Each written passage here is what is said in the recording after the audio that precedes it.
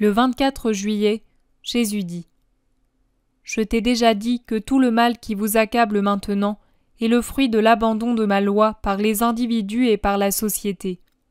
Le manque de foi, le manque de charité, le manque d'espérance, le manque de chaque vertu n'ont qu'une source, la désertion de ma milice, de la milice chrétienne.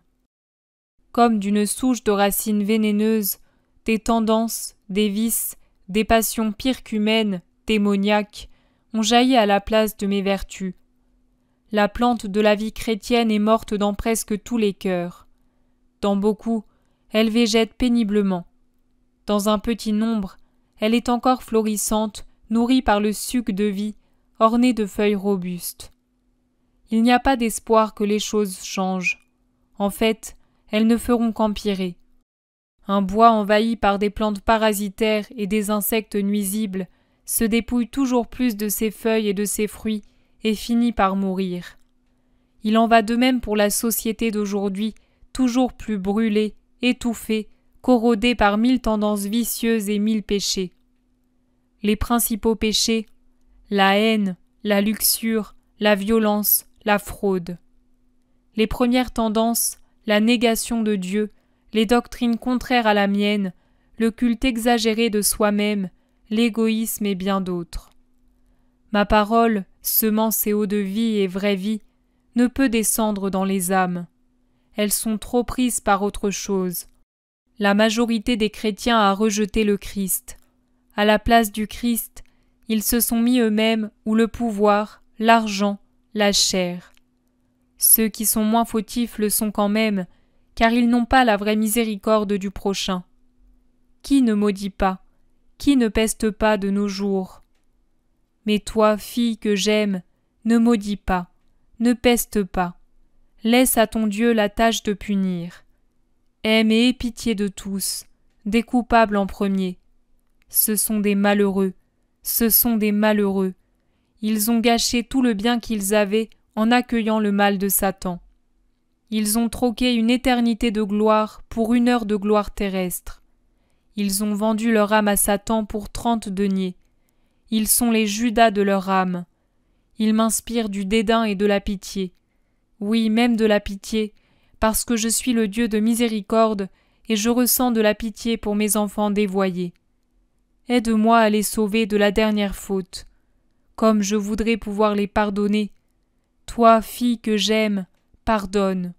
Que de ton cœur qui me possède et possède ma parole, ne sortent que des paroles de paix et de pardon. Je sais que c'est difficile pour votre humanité, mais l'Esprit est au-dessus d'elle, et l'Esprit est le règne du Seigneur. Or, comment pouvez-vous avoir le Seigneur en vous si votre esprit n'a pas les mêmes passions que son roi? Et mes passions, comme mes paroles, sont saintes, miséricordieuses, bonnes. Elles ont toutes le sceau de l'amour vrai qui n'est jamais autant l'amour que lorsqu'il s'immole pour ses frères et sœurs et leur pardonne. Jésus dit encore : Je n'aime pas ceux qui crient à mort après avoir crié Hosanna. Si ceux auxquels est lancé le cri de condamnation vous avez donné cette proie et ce bien-être, injustement saisi, que je n'ai pu permettre qu'ils vous donnent, pour ne pas vous amener, vous et eux, à l'orgueil parfait, vous les acclameriez. Vous ne considéreriez pas que d'autres à votre place souffriraient, et qu'ils sont comme vous, mes enfants. Laissez-moi la tâche de juger, de punir, de récompenser. Cherchez seulement, pour vous-même, à mériter ma récompense, et soyez conséquents et honnêtes. Il est inconséquent, malhonnête, lâche, de s'acharner sur les vaincus, quelle que soit leur défaite, qu'elle soit juste comme une punition ou douloureuse comme le résultat de circonstances imméritées. C'est inconséquent parce que cela ne vise pas l'homme, mais l'action de l'homme. Action, je le répète, que vous auriez approuvée même si elle n'était pas bonne, si elle vous avait apporté un avantage. Pour la même raison, c'est malhonnête. Vous avez tous, souvenez-vous-en, votre part de blâme dans la situation actuelle. Ceux qui en ont moins que tous, puisqu'ils n'ont pas commis le péché d'adorer un homme et ne l'ont pas suivi contre la loi, ont néanmoins le tort de ne pas avoir prié matin et soir pour lui.